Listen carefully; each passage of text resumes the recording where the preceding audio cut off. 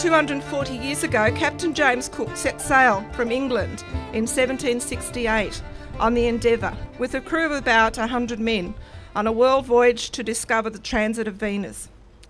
But Captain Cook also had other orders, and that was to explore the seas for the submerged Terra Australis Incognita, the unknown southern land. On the 29th of April 1770, Endeavour reached the east coast of Australia. At the time of Cook's arrival, the Gadigal people observed these strange sightings, the boats and the men. Some 18 years later, Captain Arthur Phillip set up the English colony in 1788, and this was due to Cook's discovery of the Great Southern Land. Captain Phillip declared these lands as terra nullius, or no man's land, even though Cook's orders were to acknowledge and treat the natives amicably. Never once did the new arrivals treat the traditional owners as equals or with dignity. Within 2 decades of English colonisation, the Gadigal people were almost decimated from diseases, starvation, massacres, cruelty and broken hearts. In the beginning there was much despair. Since that time, relationships have been a bit shaky, to say the least. Today, the Endeavour will retrace Cook's voyage, returning early next year in 2012. Only this time, they want to include Aboriginal people and pay respect to the original inhabitants and traditional owners. They want to take message sticks to pass on to the traditional owners. They want to pay respect to ensure safe passage on their journey. It's certainly not sovereignty, but it can be seen as working together in the spirit of Aboriginal reconciliation. Maybe this can be one of those occasions that begins meaningful dialogue as they journey around this ancient land. Maybe we can use this situation to have other Australians beside Aboriginal Australians to fight for our rights and better outcomes for our people. Maybe, as previous Prime Minister Rudd had apologised for the stolen generation, we will get another Prime Minister very soon who will apologise for everything else that's been stolen from us. If only the first Endeavour and the people such as Lieutenant Cook, who had sailed on her, had positive dialogue and recognition of the Gadigal people for their rightful place with respect and dignity. All those years earlier, one could only imagine how better life could be for us today, for all of us. We will never forget, but we do need to heal. So I wish the Endeavour good luck on its journey around Australia, and let's begin the healing journey.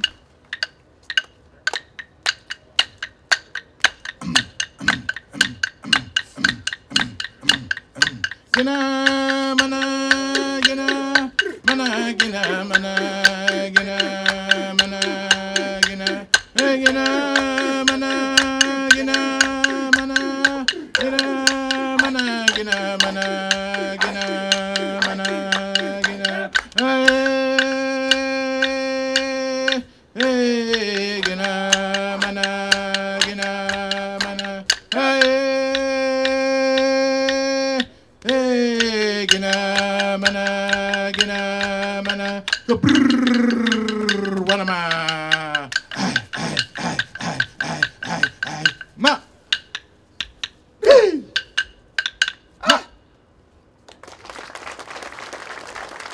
Ladies and gentlemen, it's my pleasure to welcome everyone here to the museum this morning to formally farewell Endeavour and the crew on this very historic voyage around Australia.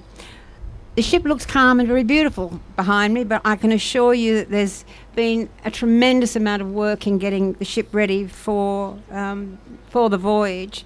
It's a 6-month refit program that we've just undertaken. Believe it or not, there are 17 kilometres of rope that you're looking at that makes up the standing rigging, and we actually ordered that rope from the Chatham Dock in the UK, which is where the original rope for Endeavour actually came from.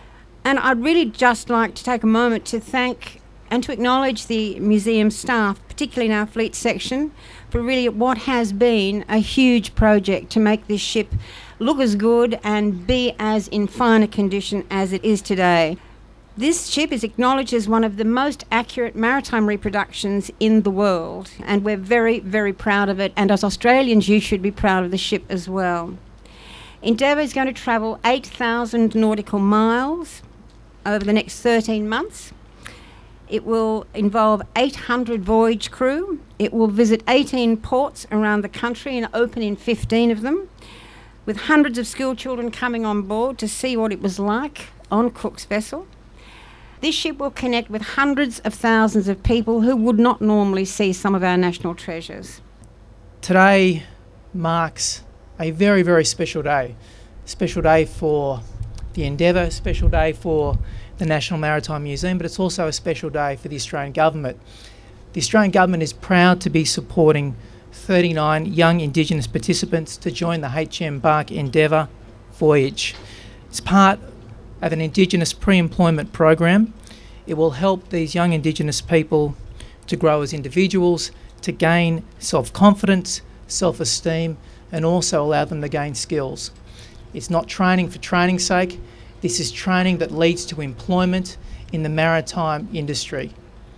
So on behalf of the Australian Government, can I say to the captain, can I say to the crew, good luck, safe sailing. This is an epic journey. We know that when Captain Cook first landed on this continent, it would change the lives of the Indigenous people here forever. And 223 years since British settlement, of course, we've been striving to understand and are finally gaining that enlightenment of the rich culture, the longest living civilization on earth that our Indigenous people share with us, the newcomers. And this journey will include Indigenous people sailing together around their continent as one people, hopefully with one destiny, together into the future. So it was very heartening indeed also to hear Senator Habib's words of the enormous efforts being made to ensure that more and more of our Indigenous Australian young people will realise their full potential. So may I wish them on all your behalves, on behalf of the people of New South Wales as well, safe sailing around our glorious continent. I'd just like to take a moment to add my very special wishes to the crew of Endeavour, professional and voyage crew who will join in each port. I know that you're going to have the experience of a lifetime. I've got a little personal quote, Ross, from me to you, and it's a quote from Coleridge's The Rime of the Ancient Mariner, where it says, "Fly, brother, fly, more high, or we shall be belated, for slow and slow that ship will go when the mariner's trance is abated." Good luck, Ross. Now, Aboriginal people were not nomadic. We didn't roam across the lands aimlessly. So when we needed to trade or cross our boundaries, what we did is we went with our message sticks. We passed the message stick over to the elders, from one elder to another, and Uncle Max is going to pass the message sticks on to Captain Matson, who will use this when he goes around Australia and goes to Aboriginal communities. We reckon this will give him safe passage. So thank you.